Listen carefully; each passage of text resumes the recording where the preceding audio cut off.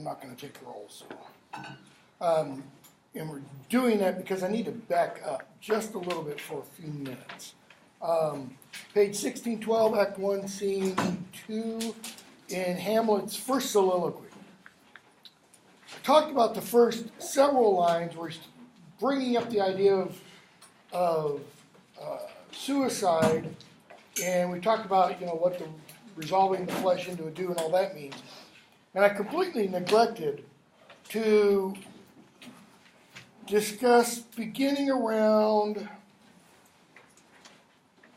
144 or 145, where Hamlet moves from his own thoughts, let's say about suicide and such, to some of the thoughts that are causing him to think about suicide, for example. And he brings up his mother. Why she would hang on him, Hamlet Sr., the dead king, as if increase of appetite had grown by what it fed on. That is, the more she fed on him, metaphorically doted on, loved him, the more she would love and dote on him, like she just couldn't get enough of Hamlet Sr. And yet within a month, let me not think on it, yet within a month, Hamlet is saying she married his uncle within a month of the death of his father. Okay? Frailty, thy name is woman. Why does he say she's frail? What's he suggesting? Okay, she's weak. I mean, kind of think of this within the mindset of 2018, not 1599 or 1600. What might that be suggesting? She's a gold digger. Okay, she's a gold digger, possibly. What else? Do women have to get married today? If you're not married by the time you're 24 or 25, are you considered a quote-unquote spinster? No.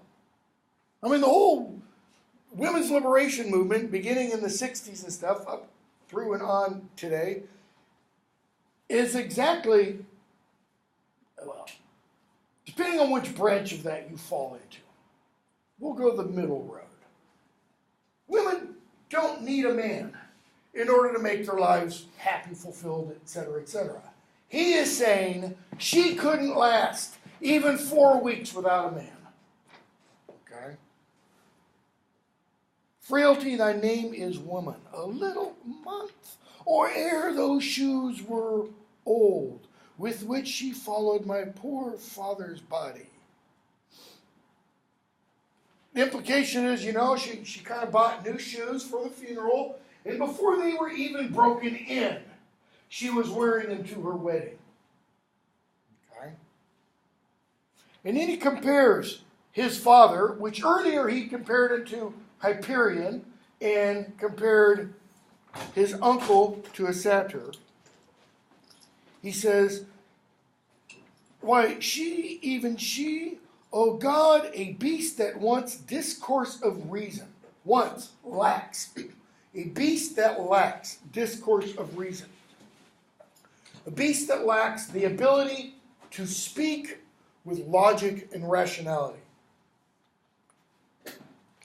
Would what? Would have mourned longer. Okay? My dog would have mourned longer, he is saying.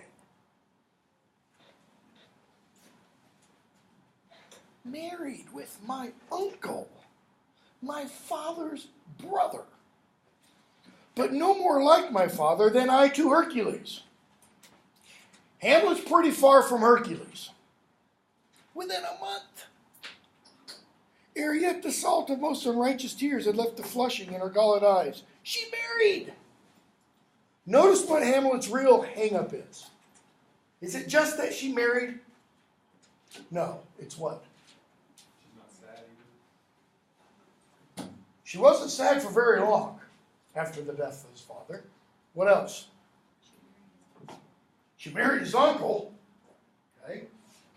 One other thing. It's a very short amount of time. She married, oh, most wicked speed. It's wicked because it's incestuous. To post with such dexterity to incestuous sheets. Dexterity. She was quick to get in his uncle's bed. It is not, nor it cannot come to good, but break my heart, for I must hold my tongue. Break my heart. Now, what has Hamlet not heard yet? His father was murdered. His father has appeared as a ghost. And already here, he's talking about his heart breaking, and he has to hold his tongue. That's kind of the language of saying, you know, your spirit, your mood is in turmoil, and you're kind of pushing it down. You're trying to tamp the lid down. Then in comes Horatio, tells him about his father and such. Okay. They all leave. We're back to where we needed to pick up, Act 1, Scene 3. Hamlet says, I doubt some foul play, that is, I expect some foul play. Till then, still my soul. There's, again, that emphasis. He's got to force himself to be calm. Then we get Scene 3, a room in Polonius' house. And Laertes, son of Polonius, and Ophelia, daughter of Polonius, come in. And Laertes is getting ready to go back to Paris, so he wants to give his little sister some words of advice. Advice about what? Stay away from him. Okay, stay away from Hamlet. Men. Advice about men. His advice is based upon what? Usually, if you give somebody advice, you have experience or background to give that advice. What's his experience or background? He's a man. That's it. He's saying, sis, stupid Siri. What is your... Don't trust men. Okay? So, he tells her, for Hamlet and the trifling of his favor, hold it a fashion and a toy in blood. And you've got footnotes down there telling you what fashion and toy in blood mean. A violet in the youth of priming nature, forward, not permanent, sweet, not lasting, the perfume and suppliates of a minute. What is he saying about Hamlet's affection for her? It's fake. It's false. What else? Even if it's not false, it won't last. Okay? No more. Don't think any more of it than what I've just said. No more but so? She's like, really? That's all? Think it no more. For nature, crescent, lost my place. For nature, crescent, does not grow alone in thews and bulk, but as this temple waxeth. Okay, look at your glosses. Crescent, growing, waxing. Okay. That's a very misleading gloss. Hold on. No, it's not. Never mind. The gloss is fine. For crescent, for nature crescent, nature growing, getting larger, does not grow alone in thews, bodily strength, and bulk, but as this body, temple, the body, waxes as it grows, the inward service of the mind and soul grows wide withal.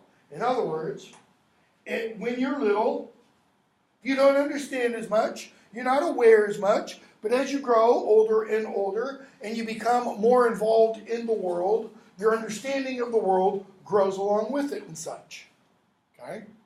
Hamlet, as a boy, didn't necessarily understand much about the role of a prince and what that role would entail, but as he grew, he began to take on more and more of the role of a prince, the jobs that a prince would have to do. Okay? Perhaps he loves you now. And now no soil nor coddle doth besmirch the virtue of his will. Okay? Soil, blemish, coddle, crafty device. Maybe he loves you now, and maybe his love is pure. Maybe there's no stain on it. Maybe there's no hidden ulterior motive, like he just wants to get in your bed. Okay? But you must fear his greatness weighed. What's his greatness? He's the prince. He's the future king. His will is not his own. Why not? He's saying he doesn't get to choose who he's going to marry. Why? Because that's an issue of state. It used to be like this in England 40 years ago. When Prince Charles married Diana Spencer, Prince Charles couldn't just decide on his own who he wanted to marry. He had to get the approval of Mom, the Queen. Why? What is Prince Charles? Next in line to the throne. And even when William married Kate Middleton, they had to get the approval. What was the difference between, if you're aware of it, you probably aren't, Charles marrying Diana and William marrying Kate? For Charles, the person he married, there had to be some element of royal blood. Kate Middleton does not have royal blood. She is not royalty. Okay? She was middle class, upper middle class. You know, and then Harry got married, and who does he marry? Meghan Markle. She ain't even British. Okay? American Canadian, if you want. Why? Because nothing's going to happen out of that marriage. I mean, they might have kids, but guess what? They're not in line to the throne. It doesn't matter. Well, they're not unless Charles dies, William and all of his kids die. Okay? So he's saying his greatness weighed, his will is not his own. He's got to do what the state essentially wants or is good for the state. For he himself is subject to his birth.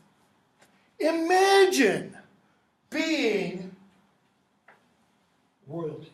Imagine for a moment being a prince or a princess, and I don't mean the stupid Princess Diaries and the stupid movie. I mean in reality. Can you do what you want? No. You are, as Ophelia will say about Hamlet, the observed of all the observers. Your life is kind of like documented 24/7. Everybody sees you, especially in our day where we've got cameras everywhere, seemingly. And go to England. If you want to live in a society where there are cameras everywhere, go to England. Don't go to D.C., don't go to New York, where there are lots of cameras. But go to England, where I think the latest one I saw is the average Londoner going about his or her daily business in London, walking down streets, hiking a cab, going into a store, going into a restaurant. I think the number is they're caught on cameras, it's like over 1,000 times a day. And just one person, because of how many cameras there are. I mean, there are literally in London, every street corner, every building, CCTV cameras. You can't be anonymous. Okay? So, he may not, as unvalued persons do, that is, us, carve for himself. Carve out his future. Choose his, whatever. On his choice depends the safety and health of his whole state, and therefore must his choice be circumscribed unto the voice and yielding of that body wherever he has the head. So, if he says he loves you, it fits your wisdom so far to believe it as he in his particular act and place may give his saying deed, which is no further than the main voice of Denmark goes with all. So, what's the whole point of his speech? Don't trust him. He might say he loves you, but he's not saying he loves you as future king of Denmark, and you will become future queen of Denmark. No. He says he loves you. Let's have sex. And then that's it. And then he'll discard you. Okay? So, be wary then, he concludes his speech. Best safety lies in fear. Youth to itself rebels, though none else hears. She says, okay, I'll listen. I'll do what you say, as long as what? You do the same. In other words, don't give me this, advice and then you're not going to follow it. But good, my brother, do not as some ungracious pastors do. Show me the steep and thorny way to heaven, whiles like a puffed and reckless libertine, himself the primrose path of dalliance treads, and recks not his own reed. What's she saying? Don't give me a double standard. Don't tell me I have to live by one code while you get to do something else. Notice, he kind of replies. Their father comes in. Oh, fear me not. That is, don't worry about me. Well, which one reason he says, fear me not? There is a double standard, right? What's the double standard? Especially in the time period which this is set. Medieval northern Germany. Men could do things women couldn't. Pure and simple. Okay? So, Polonius comes in to give his son his parting words of advice. Okay? Laertes again is getting ready to go back off to Paris. Now, many people take Polonius's advice here as sheer nonsense. I think they're entirely wrong. I think almost everything that Polonius says you can find in, books of Proverbs, for example, or even the Old Testament book of Proverbs. For example, he says, take these few precepts, these few proverbs or maxims or wise ideas, and in thy memory look thou character. Character means write them down.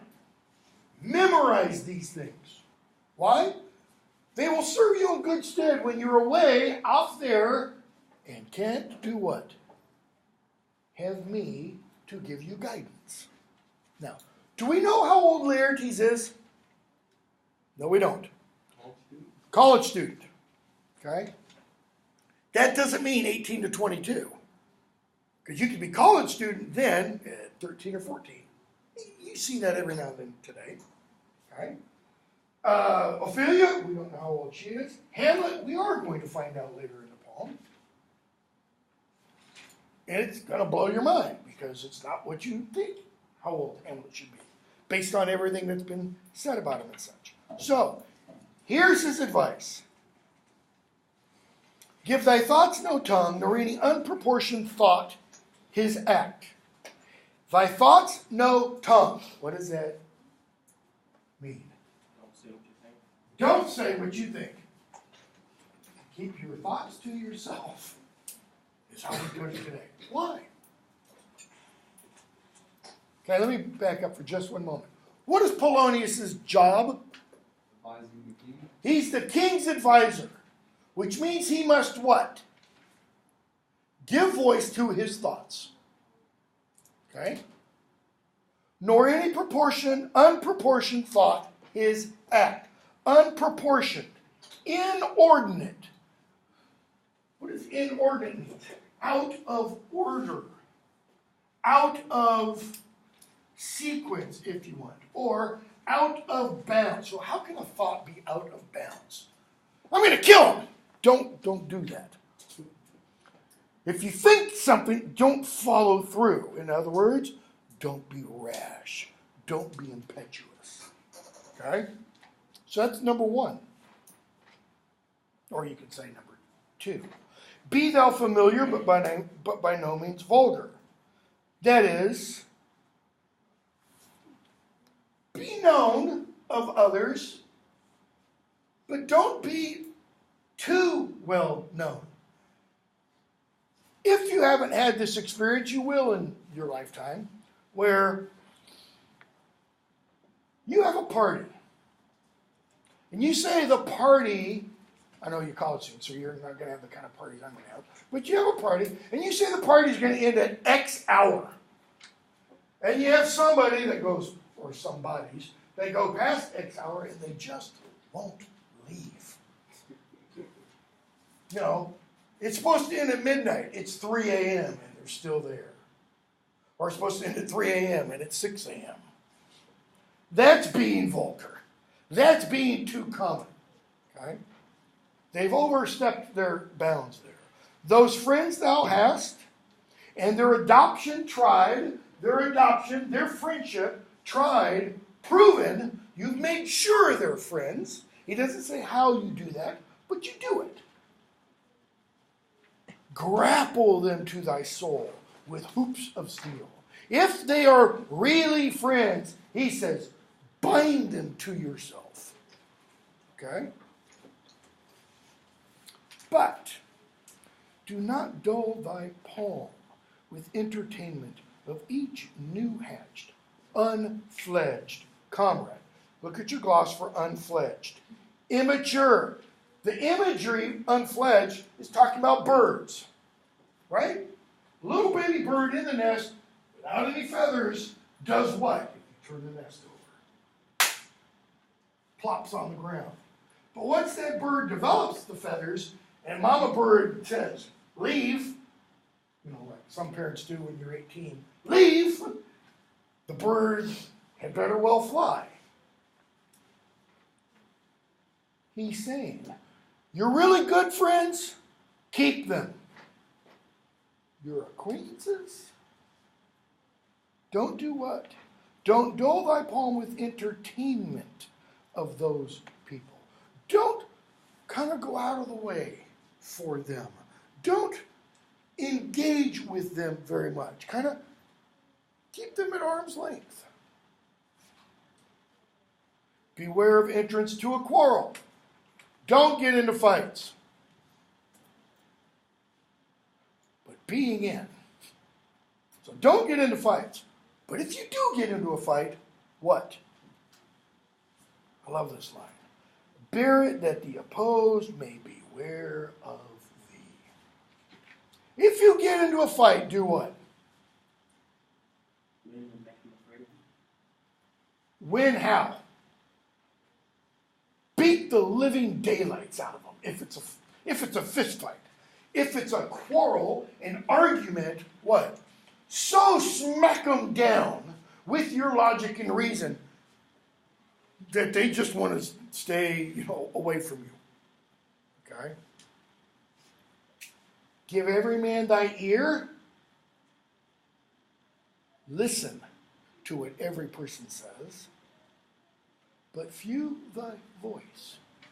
But don't give them your advice. Don't give them your words. Don't speak.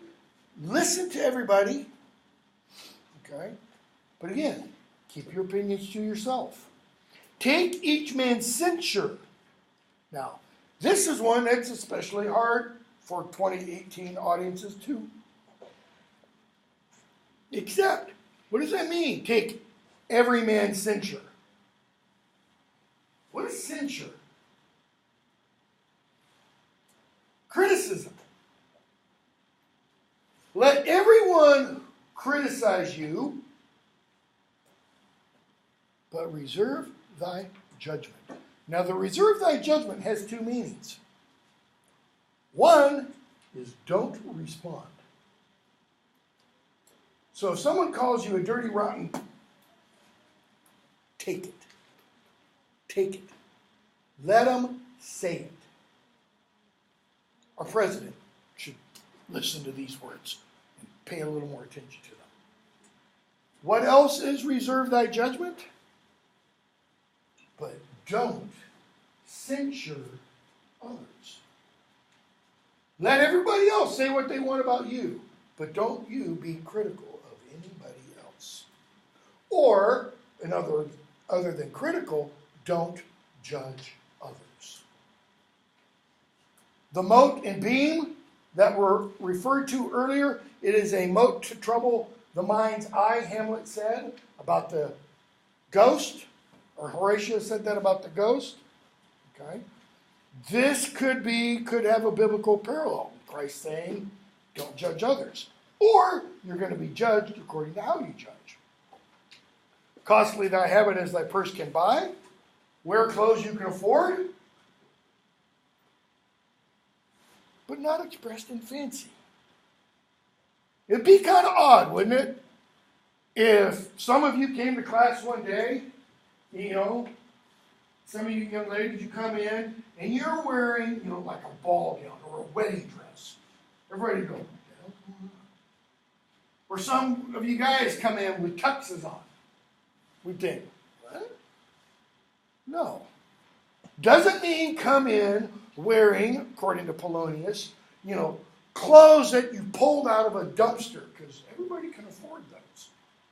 He means nice, clean, well kept, but not super expensive. Rich, not gaudy, for the apparel oft proclaims the man. And as much as we might want to say not true, it is true. And every person in here would have to acknowledge that there are certain people you've seen, and because of how they've been dressed, you've turned your eyes away from that person. And other people, because of how they've been dressed, your eye is drawn to them. There was one time, fairly soon after I started teaching here, so it's probably 20 years ago at least, I was walking from KUC to here, check my mail, and it was like the 10 minutes. At that time there were only 10 minutes between classes, and it was a 10-minute break between classes. I didn't have class, and I'm walking from there to here, and there's a mass of students walking from Peck going towards LRC or MassCom or something like that. And there's this guy who also left KUC, if I remember correctly, heading this direction, and I'm not kidding in this description. Okay, I'm not making this up. This guy, somewhat long hair, he's got a couple of tattoos, but he's got a lot of facial piercings. Like his lip is pierced, eyebrows were pierced, nose is pierced, ears were pierced. And he's wearing, I think it was pink, a pink like ballerina's tutu with either something like white leggings or jeans. And he's not just walking from like KUC here, he's kind of skipping like this. And there are, I'm not kidding, like 200 or 300 students heading that direction. And this is back before they widened the sidewalk. So the sidewalk was like only this wide. And it must have been like Moses at the Red Sea, because he comes skipping on along, and that mass of people just like whatever he has, I don't want to catch it.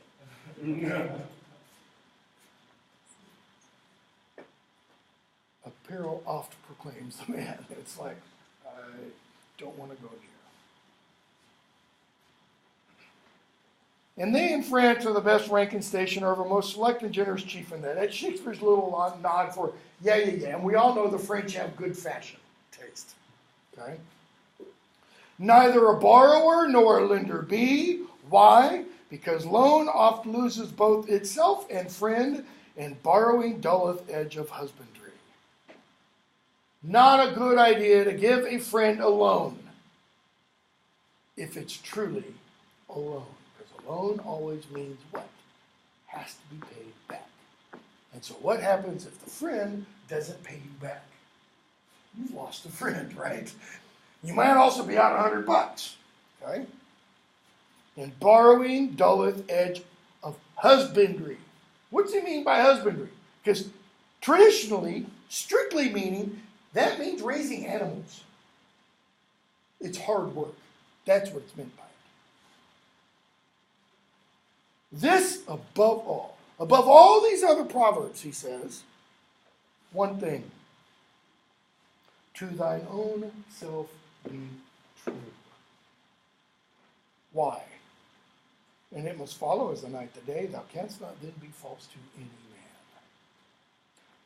That guy in the tutu, I think, was being true to himself. He was, to use the phrase, marching to the tune of his own drum. And everybody else, they might have been marching to the tune of their own drummer, or they might have been like the lemmings running off the cliff, simply doing what they've been told to do. Okay? To thine own self be true. What? That implies that everyone has something inside, okay, that tells them true and not true. True meaning straight, upright, or right, correct. They have some kind of moral code. Follow your moral code. Okay? And you can't be false to anybody. Laertes. Okay, he goes off. So Polonius wants to know now what Laertes and Ophelia were talking about. And she says about Hamlet, line 99, he hath, my lord, of late made many tenders of his affection to me. Tenders, offers. He's made many offers of his affection to me. That's very stilted language. What does it mean? He's told her how much he loves her. It's not like, hey baby, here, let me pull out 100. Because that's prostitution. That's not love. Affection. You speak like a green girl. Well, she is a green girl. She's young. Ophelia's not 45. She's not been around the block a few dozen times, the block of love, so to speak.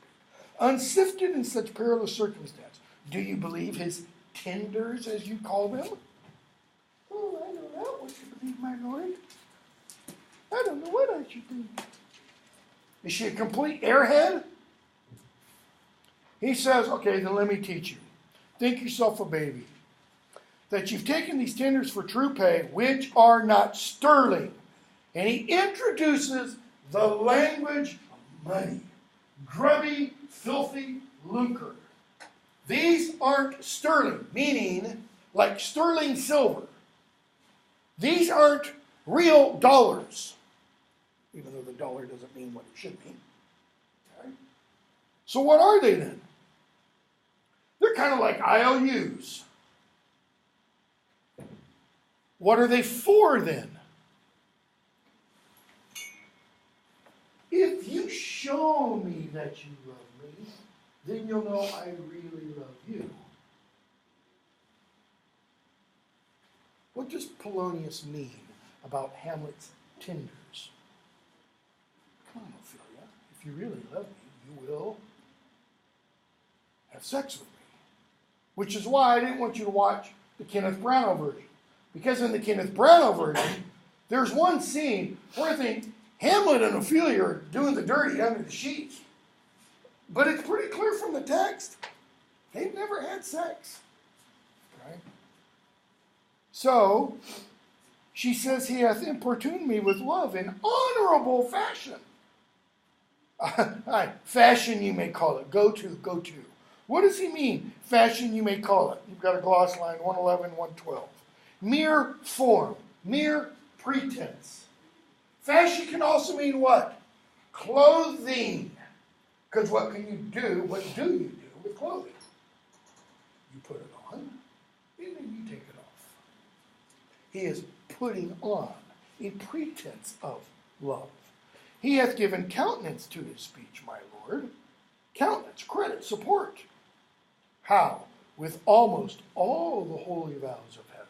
Well, almost is like works where? It's a famous saying. Only counts in horseshoes and hand grenades. Right? I almost love you, not quite the same. You tell somebody else, I love you, and that other person says, I almost love you, what might they as well have done? Boom! You know, because that's not close enough. Okay? Springs to catch woodcocks. Traps, in other words. So, he goes on, big long speech, and says, Lord Hamlet, believe so much in him, he is young. Now that's exactly what Laertes said. And with a large tether may he walk. A tether. What's a tether? Did you ever play tetherball? Didn't even have tetherball when you were in grade school. It's a ball attached to a rope, tied to a pole. And when the ball is stationary, it's just lying there, right? And what do? You swing it and hit it. And when you hit it and swing it, centrifugal force makes the ball go out. Hamlet's like that. On his own, he's like the ball next to the pole. But he's allowed to wander. But how far can he wander? Until he reaches the end of that rope and then... That's what Laertes was talking about when he says, once his height is known, his greatness is known, he can't marry you if it's not good for the state. So, he may walk, then may be given you. And few, Ophelia, do not believe his vows, for they are brokers. What's meant by brokers? Go-betweens, procurers. I hate it when people give glosses like this. Pimps. That's what he means. His vows are pimps. What is the purpose of a pimp? To sell this person's body to this person for however much money for however much amount of time. Okay? His vows are pimps. None of that die which their investment show, but mere implorers of unholy suits. So he says, believe me, I shall obey my Lord. Scene 4. We get Hamlet comes in with Horatio and Marcellus, and they're there to see the ghost. And we find out the king is keeping his wassail tonight. They're partying in the palace. Horatio, is it a custom? That is, does this always happen? Aye, merry is it, but to my mind, though I am native here, and to the manor born, to the manor of royalty, as well as, there's a pun on the word manor, M-A-N-O-R, the upper class. Okay. It is a custom more honored in the breach than the observance. So he says, what do the other countries think of us because of this custom? That we are drunkards. Okay. The ghost comes in. Hamlet. Angels and ministers of grace defend us. Why does he say that? First of all, what kind of statement is that? That's a prayer. That is a prayer. Angels and ministers of grace. Ministers of grace, that's like saying angels again. Angels and angels. Why? Because the word angelus, from Latin, simply means messenger. Okay? Defend us. Why? Because you don't normally see ghosts walking around. Ghosts are never positive. That is, you don't see ghosts from heaven. Ghosts come from someplace else. They don't come from hell either. Why not? Once you go to hell, you stay in hell. So what's the other opportunity? What's the other possibility? What's between heaven, hell, Catholic tradition, purgatory? There is no purgatory in the Protestant church. There's no purgatory in the Orthodox Christian church. Be thou a spirit of health or goblin damned. Bring with the airs from heaven or blast from hell. Be thy intent wicked or charitable. Okay. 3 different statements. Spirit of health, goblin damned. Air from heaven, blast from hell. Intents wicked, charitable. Thou comest in such a questionable shape that I will speak to thee. Gloss for questionable. Where is it? Inviting question or conversation. I'll call thee Hamlet, king, father, royal dane. Whatever your purposes are here, I'm going to talk to you. So, what's up, Dad? It's essentially what he's asking. And the ghost does this to him. Now, what did the ghost do earlier when Horatio crossed it? Moved away. Now, it's looking at Hamlet going, it beckons you, don't go.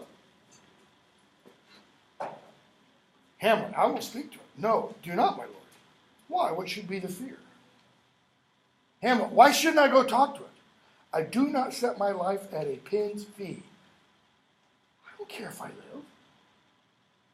Hamlet is saying. How do we know he doesn't set his life at a pin's fee? Oh, that this too sullied flesh would melt, thaw, resolve itself into a dew. He is asking there in Act 1, man, I wish I could die. What if it tempt you toward the flood? That is to throw yourself into the ocean and drown yourself.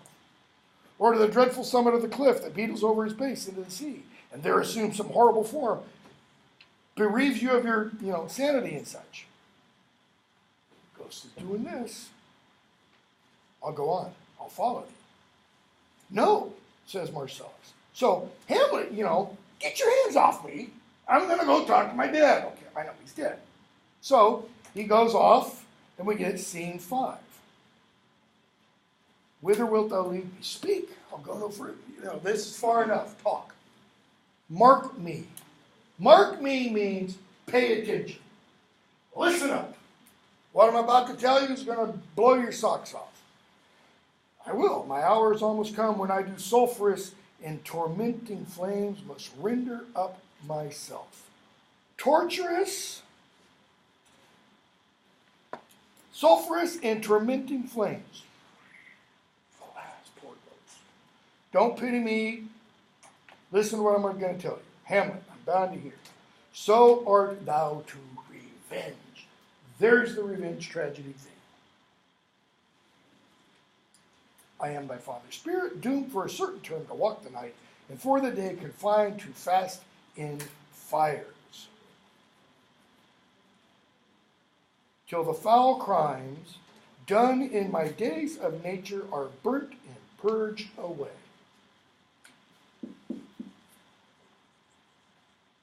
He is in purgatory. At the time Shakespeare writes this, 1600, purgatory is not a commonly accepted idea. It's a Catholic idea. Catholic Catholicism is no. Queen Elizabeth has been putting Catholics to death for well over 10 years. After the Spanish Armada, 1588, and Spain attempted to invade England, the governmental actions and the popular attitude against Catholics really reached a fever pitch. Kind of like the United States against, Islam after 9/11. Okay?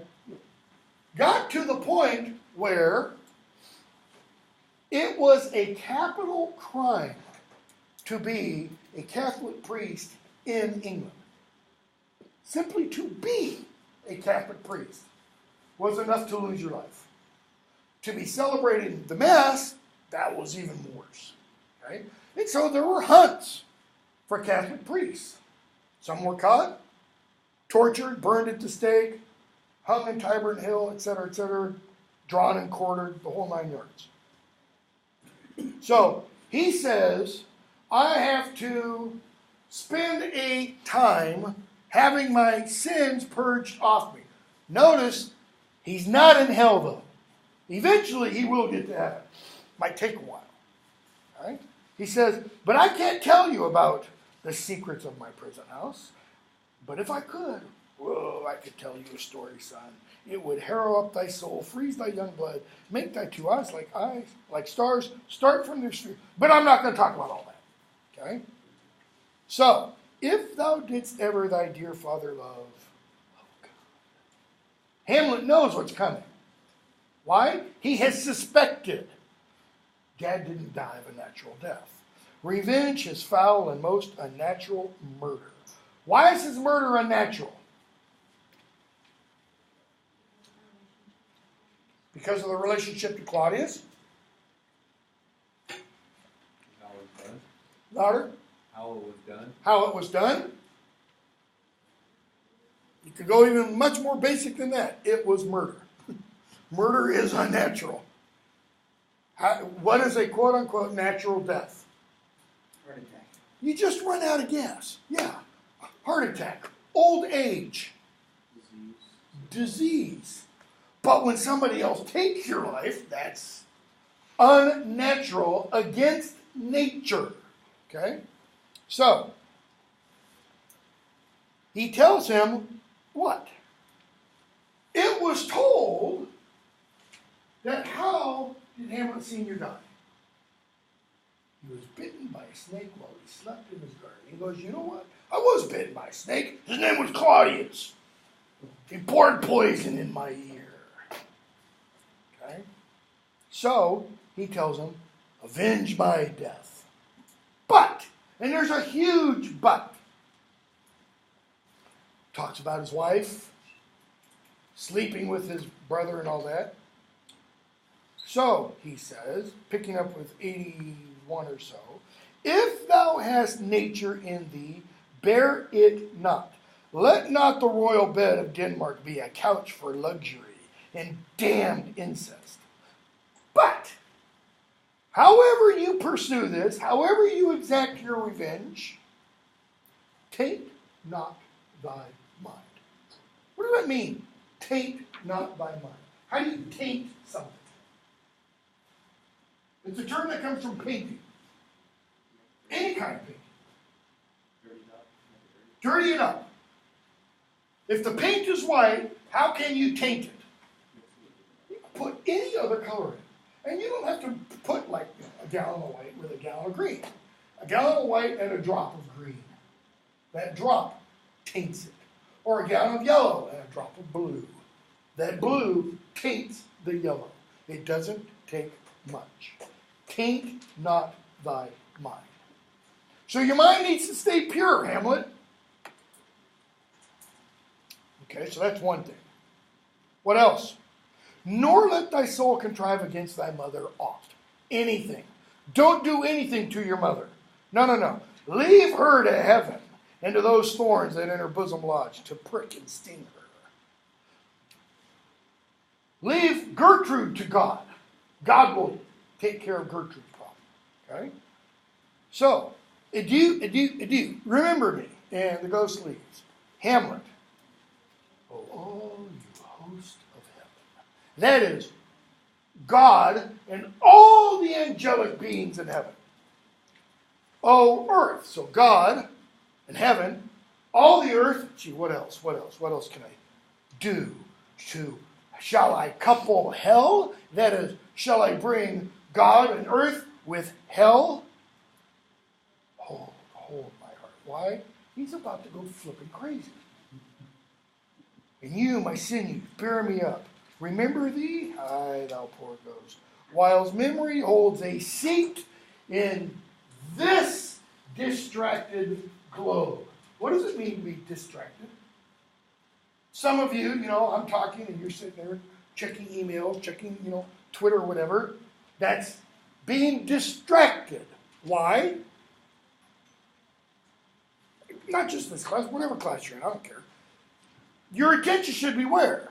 On what's going on in the class, or whatever it is. You're at a football game. The attention should be on the game, right? Okay. Why is this globe, his head, distracted? Because of what he just discovered. Because of what was just proven to him. He was distracted before then. How do we know? 'Tis not my inky clothes alone, good mother, that can truly denote me. And he talks about all these problems and he says, these are but the suits and trappings of woe. I have that which in me, which far surpasseth show. Hamlet's troubled. Okay? And now he says, distracted. Yea, top of 1624. From the table of my memory, I'll wipe away all trivial fond records. Fond means foolish. What does he mean by records? All saws of books, all forms, all pressures past. From his mind, he's saying he's going to do what? Forget. Oh, shut up. Forget everything. Everything he's been taught. Everything he's learned. He's a university student. You know, pull out the Men in Black little ding, and it's all gone. For what purpose? To remember one thing. What one thing? Kill Claudius. Well, Hamlet, taint not thy mind. Tainting it? He's taking its original color, setting it aside, and, mixing all these colors in. Hamlet Sr. doesn't need to worry about him tainting it. It's completely something else now. The youth and observation copied there. And thy commandment all alone shall live within the book and volume of my brain. Unmixed with baser matter. Baser, lower, commoner matter. Like, the Pythagorean theorem. Basic rules of English. And wipe all that away. Kill Claudius. Yes, by heaven, oh, most pernicious woman. Whoa. Leave him on to God. Villain, smiling, damned villain. Okay. So the others come in. Does Hamlet tell them everything? No, he doesn't. Okay. So, Hamlet does tell them, line 137 or so, this is an honest ghost. But I'm not going to tell you what went on between us. So the ghost comes out, and Hamlet says, you guys have to swear that you won't say anything about this. And the ghost comes out, swear. And they're like, ugh. And so they swear on the sword. And in 165, Hamlet says, in response to Horatio, oh, day and night, but this is wondrous strange. Day and night means we've never seen anything like this in daytime or in nighttime. This is a new event in the history of the world. Hamlet. And therefore, as a stranger, give it welcome. Why would you give a stranger welcome? Because St. Paul says, sometimes people have entertained angels unawares. And in what's called Indo-European culture, that is all the cultures of like England, Greece, Italy, Germany, France, Russia, India, okay, going back about 6,000 years, there's this idea that you give strangers welcome. And in ancient Greece, the way it was kind of proposed, read the Odyssey, is that oftentimes those strangers who show up on your doorstep middle of the night, it's a god. The god is simply testing you to see, are you acting hospitably? Because hospitality is a major component of this belief system. So, as a stranger, give it welcome. Why? For there are more things in heaven and earth, Horatio, than are dreamt of in your philosophy. See, Horatio is a Stoic. What does that mean? It means, in suffering the slings and arrows, later line, of outrageous fortune, You don't go way up and you don't go way down. You try to keep an even attitude in everything that happens to you in life. And when you die, that's it. There's nothing else. See, this is one of the problems for Horatio's philosophy. Hamlet Sr. died, and yet here he is. Harry Potter deals with the same thing. In the book 5, he runs up to a nearly endless Nick after somebody dies. In case you haven't read the book, someone give it away. And he says, Nick, you're dead. He goes, very good, Harry. Yeah, you're right, I'm dead. Well, what happens when you die? I can't really answer. How do you mean you can't answer that? You're dead. He goes, yeah, but I haven't gone on. Gone on where? I can't answer that. I've not gone on. That's why Hamlet delivers in the to be or not to be speech the line about death is the undiscovered country from whose bourne no one returns. Right? So, he tells them, from here on out, if I should act a little crazy, don't go, Hamlet's acting crazy. Don't wink, nod, give out that you know what I'm doing. And they say, okay, they swear. They leave. Excuse me. Hamlet's left with them, and he says,